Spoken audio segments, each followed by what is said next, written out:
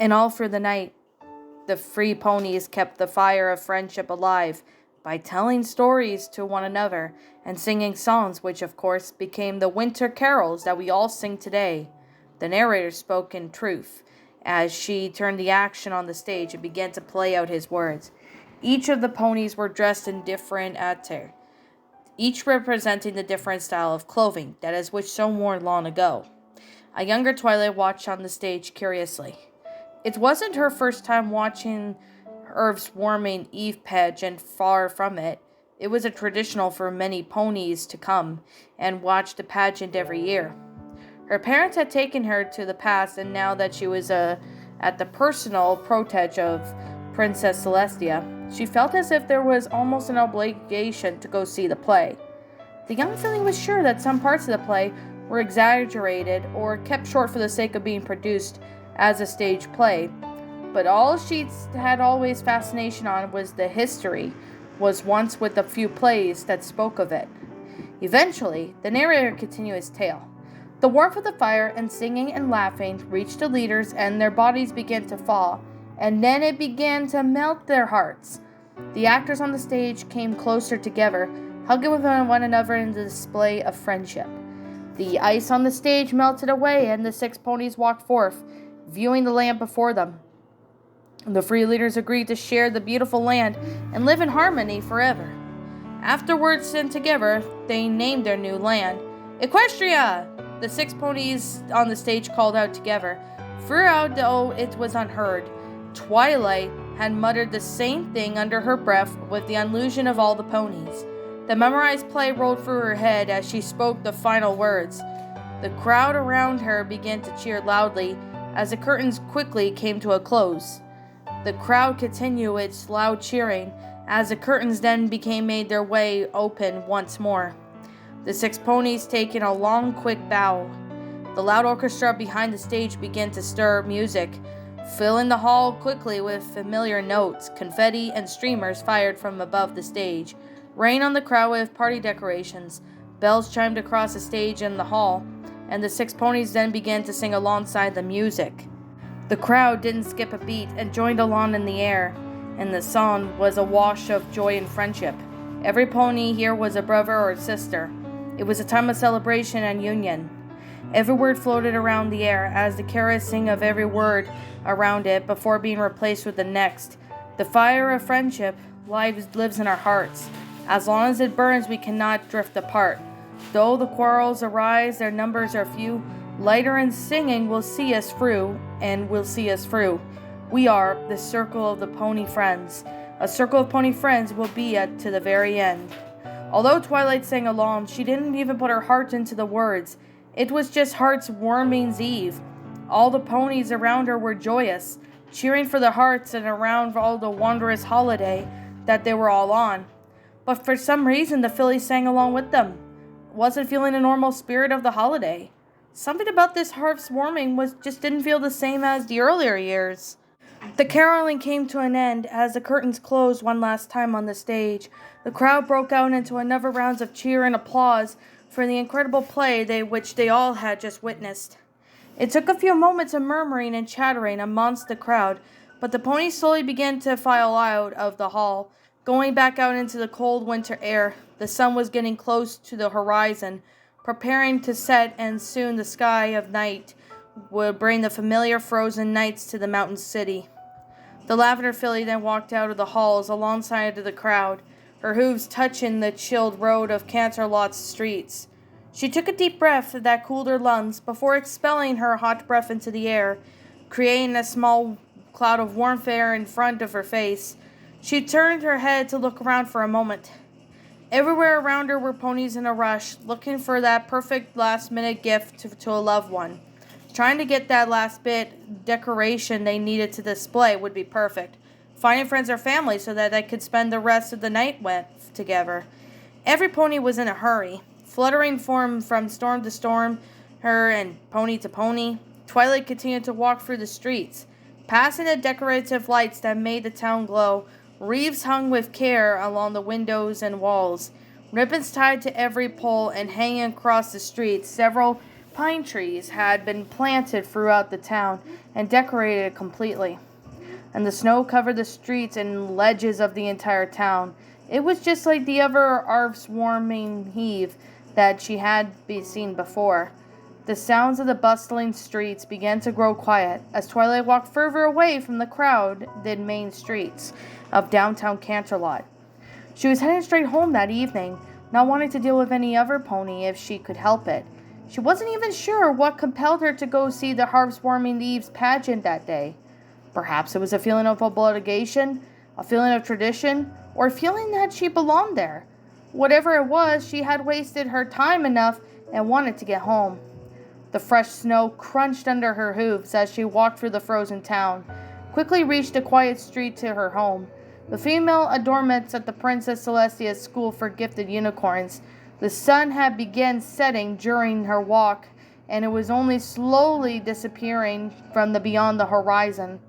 Half it already was engulfed by the shadow of the world, as a few set of clouds over the city began to release fresh snow over the city. No doubt a Pegasus forming their duties unseen above the clouds. The flakes all fell softly down the ground below, slowly adding the collected snow that had already gathered. She'd be home in just a few minutes, and she could curl up in a bed and with a good book. Twilight, the lavender filly, stopped from her advances with the call of another filly. She then recognized the voice, one of her classmates and one of the most popular fillies in her class.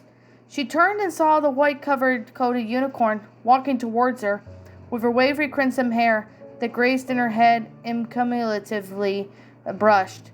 Her blue eyes of hers stood out in comparison to her body, as if flaring out to insinuate how cold the air was. "Oh, hey, Moon Dancer," Twilight spoke naturally, not having to expect her new visitor. "I'm glad I caught you." Moon Dancer just came from a few feet from Twilight before stopping. That smile was always sporting was stuck to her face, the one that seemed to get every cold to swoon her. "There's a Hearthwarming Eve party just over in the male dorms, and everyone was invited. You should come. There'll be lots of stallions there." Moon Dancer then looked at Twilight from the sides of her eyes, and with that last remark putting on a heavy emphasis on the fact that there be stallions, as if that what Twilight needed right now. A bunch of immature colts swooning over Moon Dancer and her attractive friends, and not even paying attention to the bookish lavender unicorn at the back of the room. Not that Twilight ever cared or wanted that kind of attention anyway. If she wanted any stallion in her life, it would have to be like-minded, intentional. Thanks, Moon Dancer, but I've got some things I wanted to do tonight." Twilight then skirted around the issue, starting to turn away from Moon Dancer. "I'm just going to head back to my dorm now." "Are the stallions not your thing?" Moon Dancer asked, quizzically once Twilight had her back turned.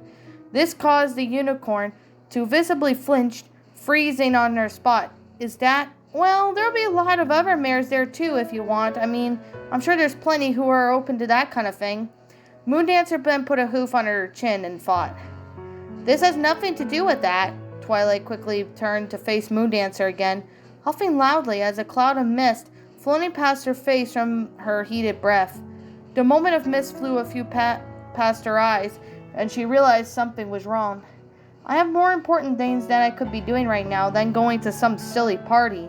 She then closed her eyes, trying to control the emotions she felt welling inside her. That wasn't like her. She normally had steady self-control over her emotions. Moon Dancer just frowned in her response, either that from having expected it or disappointed at whatever that meant. She had a habit of pushing issues, if she felt really as if they were that necessary. But it seemed that wasn't one of those times to push it. "Fine," Moon Dancer finally spoke, started to turn away from the frustrated unicorn before her. Twilight opened her eyes and she looked at the surprise at Moon Dancer.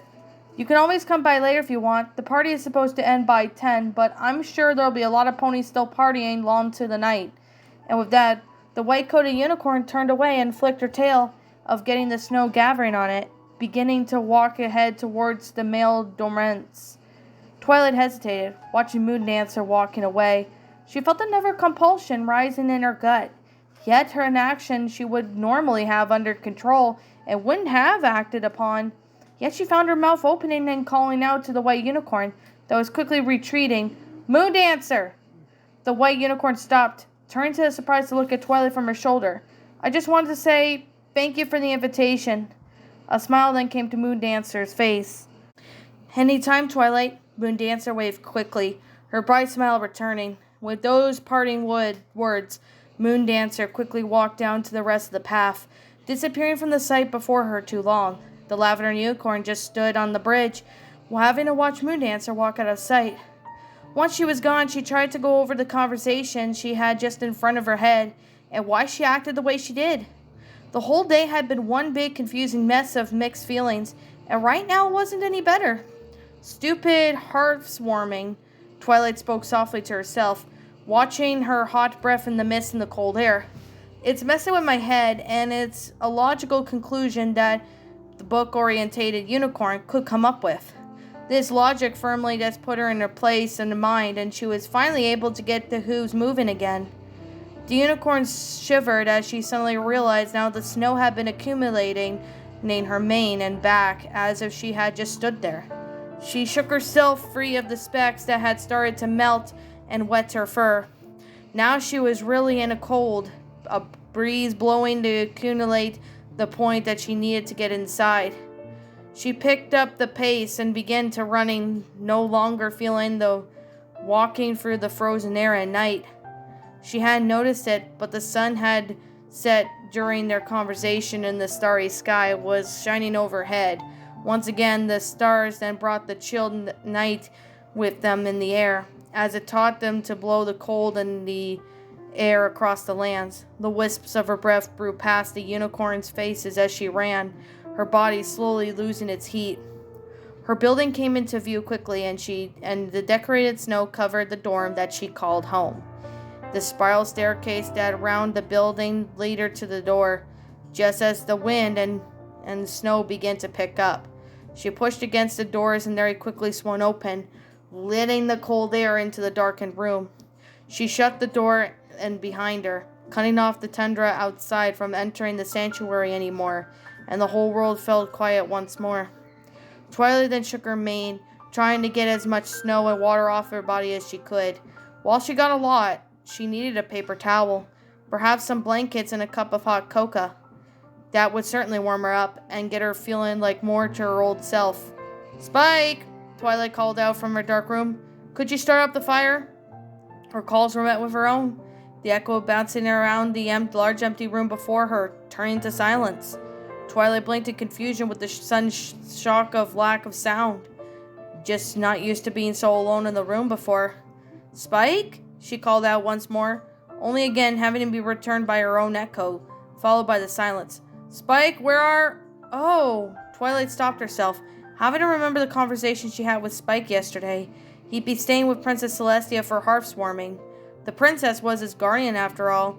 Although Spike had started living with Twilight recently, he had looked up to Celestia as a mother. That meant that Twilight was by herself. It wasn't even that she had forgotten that she was going to be alone that night. She had just pushed it to the edge of her mind and hadn't wanted to think about it. But there was the snow now stood cold in a dark room, all by herself with no one around. There were many nights where she wished to be alone, just curled up with a book and just read the night away. However, something stirred in her chest and she suddenly didn't feel like being alone. She wanted Spike to be there with her, but she couldn't pull him away from the time spent with the princess. She wasn't cruel, but she also already turned down the invitation to the party. She couldn't bring herself to go there now.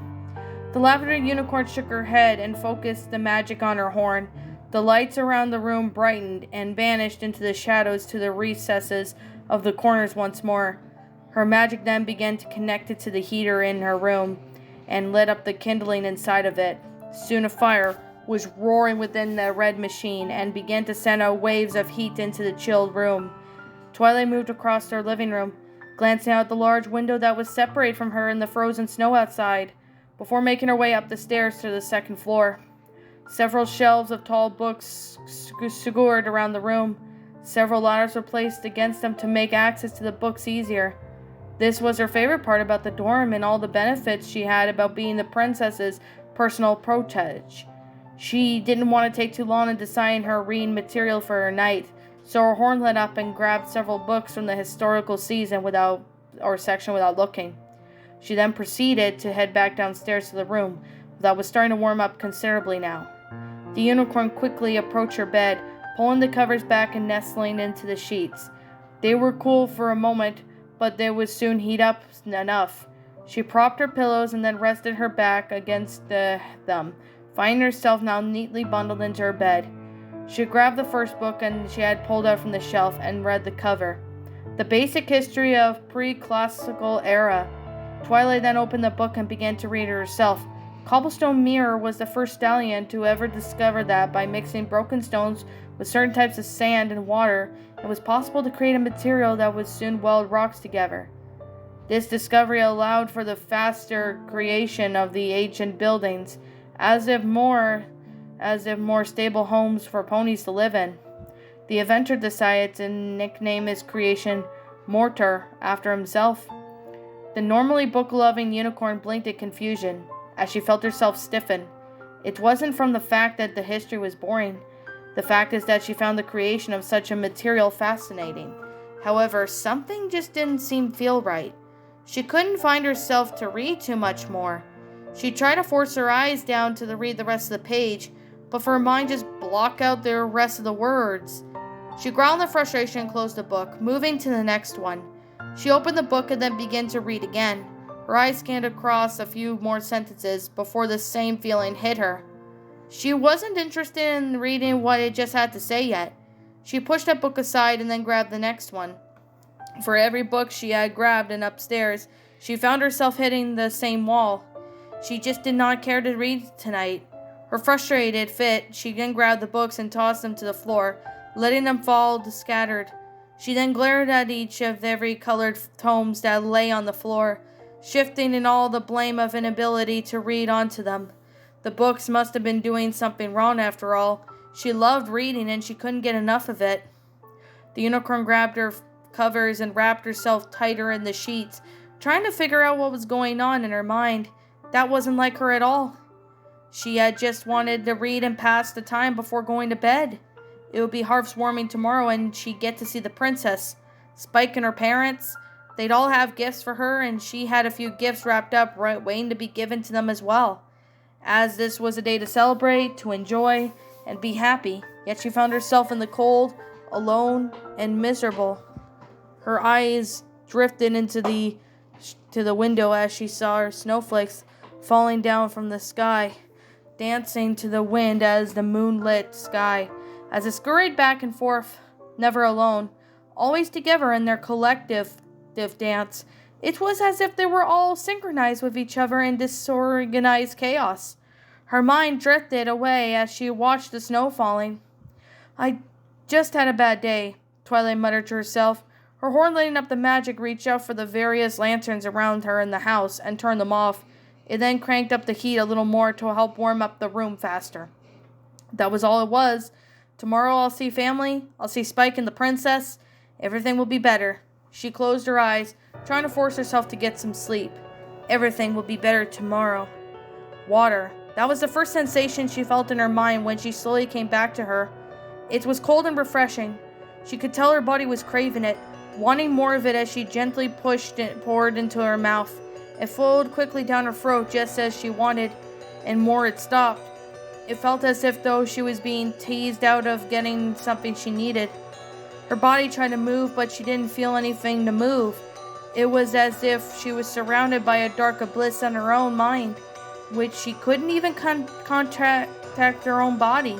She wanted to raise a leg, open her eyes, listen to the world around her, ask for more water, but nothing came of it. However, she was finally able to pick up a faint sound. It was a dull beating coming from the sound inside her head. What was inside her head? Whatever it was coming from was slow, rhythmically beating. It took her a few moments to realize what that beating was. It was her heart. She could hear her heart and she knew that she was still alive. When she realized that she was alive, the last moments before found herself in this abyss came back to her mind. A white blaze of rage had broken the alicorn-like creature. Rarity had been put into danger, into that strange world that she had found herself trapped in. It all came back into her into flood, overwhelming her with the memories. She didn't even know what she was anymore or how long she had been knocked out for. She needed to get up, and she needed to make sure that Rarity was okay. Twilight had seen the sword go through her body, but she didn't know how serious the damage was. It had to have been serious, wound-like, if it was very easy to take a pony's life. Her body was coming back to her, and she could feel the dull senses returning to the tips of her nerves. She opened her mouth, and she constantly took a breath of air, feeling the excess air fill her lungs.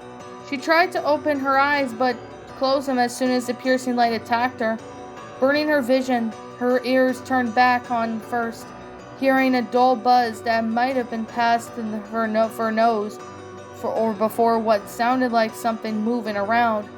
She tried to concentrate harder, making out that it was shifting things around the world. She tried opening her eyes again. Searing the light returned, forcing her to close them once more. This time she forced herself to keep her eyes open, just to adjust to the light. Through the squinted eyes, and the burning pain of the light slowly began to fade. Her eyes were still sensitive to the sensation of being lighted room. As her blindness faded, she could slowly make out a ceiling, brownish graying ceiling, looking as if she belonged to the old building long since abandoned. Imagery she had long begun to expect from this world. She gently turned her head to where she could hear the sounds of things being shifted. She could see the backside of the pony, particularly the striking dark red hair of its tail, of what seemed to be an ember coat. Her eyes were still adjusting to see once more, unaware of how long she had them closed. With a pained breath, she finally managed to get out of those words escape from her throat. "Hello?" It was barely anything more than a raspy whisper, but it seemed like what caught the pony's attention. The pony turned around, so his face was within her view. She tried to discern if this was any pony she knew, as it walked closer, giving her a better view. As the pony grew closer, she was able to discern its identity. "Lance? You're awake." Lance's voice was deadpan, though it had been a hint of snarky surprise. His voice always seemed to carry. "I guess I wouldn't be surprised. This world has an effect on ponies." "Lance!" The lavender unicorn groaned, trying to move, only to have her efforts stopped by the pain shooting through her shoulder. She was bedbound at the moment, but more importantly, she just wanted answers with her whispered, raspy voice as she tried to talk. What? Her voice was cut off as she tried to speak, but her mouth was dry. She felt so dehydrated. "Water," she managed to gasp. Of course, the Amber Pegasus nodded his head, knowing exactly what the unicorn wanted. He quickly walked over to a bucket near the ground and picked it up, and had a chance to carry it out of her sight. She wasn't sure where she was, but with her leaving their vision gave her the chance to look around. Her vision was finally coming back to her as she could finally see that what looked to be in a hotel room of some kind. She was on the bed. She could feel a spot bedside table lamp with the lamp on, a dresser keeping clothes or items. There must have been a bathroom within the room, typical of a hotel. She heard a tap turn on, Lance filling the bucket with his water. It wasn't long before Lance returned and placed the bucket down next to her bed. He then took a smaller bowl and scooped it up from it, before passing it gently against the unicorn's lips. "I need you to drink slowly. I know you're thirsty, but just take it a bit at a time." He tipped the bowl as the unicorn understood. She opened her mouth and felt the cool water flow in her mouth. She slowly gulped the feeling of refreshing water on her coat once again. Lance must have been giving her the water to drink while she was asleep, likely to try and keep her hydrated. The two of them stayed quiet for a while, Lance dipping his bowl into the bucket several times and returning it to her lips so she could gulp down the water. She wished that she could take the whole bucket and pour it onto her stomach, but she already knew that she could tell the water she was drinking was churning in her stomach. If she drank too much, she'd be sick. Lance placed the bowl back against her lips once more, and this time the unicorn tilted her head away a little, signaling that she had enough. Lance understood and moved the bowl away, placing it on the nightstand. "Think you could talk now?" he asked curiously, examining her face for a reaction. I think so, the unicorn wheezed lightly, finally get the moisture returning to her mouth and throat, even if it happened temporarily. What happened, Lance? Was the first question that sprung from her head. I was hoping you could tell me. Lance furrowed his brow with sigh of frustration. I found you in the hotel lobby. Face down, you were bleeding to death. You had already lost a huge amount of blood by the time I found you. I honestly figured that you were dead from how much I saw, but a quick check and saw your heartbeat was still there, so I patched you up and brought you here. He then looked down at her body. It has to be this place. Your wounds aren't mortal, but your blood loss was, and it's likely you'll never have used to have that foreleg again. The lavender unicorn's eyes widened as she tried to lift herself up, feeling a backlash of pain strike her body. She gritted her teeth through the pain as she tried to stand up. Lance saw what she was trying to do and raised his own hooves to help her. He quickly got her to a sitting position, and she finally got a look at her body. Around her shoulder, down most of her foreleg, was covered in bloody bandages. The sight of her made her feel very queasy, thinking that it actually happened to her body. She tried to move the leg and felt nothing, but searing pain assaulted her body. She whimpered and grimaced again from the pain, tears forming at the edges of her eyes. She never thought something like this could ever happen to her. She tried to take her attention away from her leg, surveying across the rest of her. She had other bandages wrapped around her legs and flank, but those cuts were shallow and they'd heal. Her leg might never. I see. Twilight managed to choke out, her words catching up with the lump in her throat. The tears began to spill from the edges of her eyes, a mixture of pain and sorrow overwhelming her. How's Rarity? She had able to ask, knowing how her friend was doing. Rarity? Lance asked, with a strange tone in his voice. What do you mean? Rarity! The unicorn shook her head, looking at him with a glare. She was right there with me. In fact, she was likely hurt worse than me. You should have helped her first before helping me. She was ready to bite his head off, not being direct with her, not having to help one of her friends in time of their need. Lance just sat there quietly, looking at the fuming mare before him, and with the mixed feeling, confusion, and understanding, his face slowly shifted into a very firm, yet harsh look. His mind had been listening to every word, and that had come to the realization that the unicorn before him was desperately trying to avoid. She didn't want to hear the truth, but the words escaped from Lance's mouth before she could stop him. Twilight, you were the only one I found. If your friend was actually injured, as you claim, I would have found a second bloodstain, if she had wandered off or been dragged away.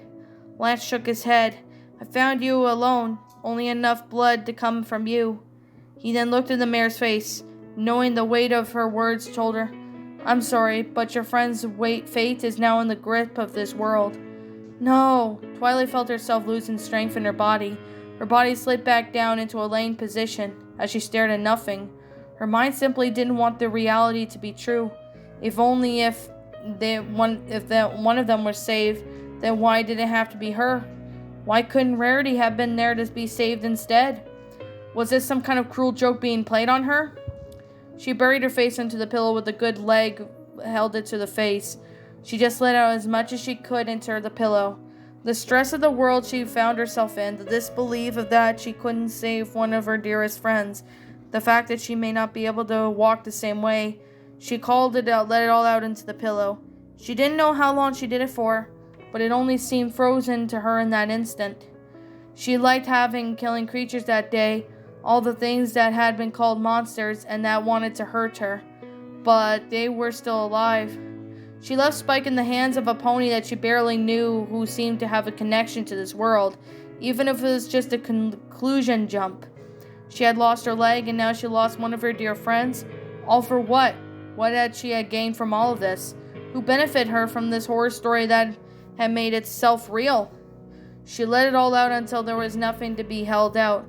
Her throat was dry again and it seemed to be out of her tears. Her pillow wasn't all that wet.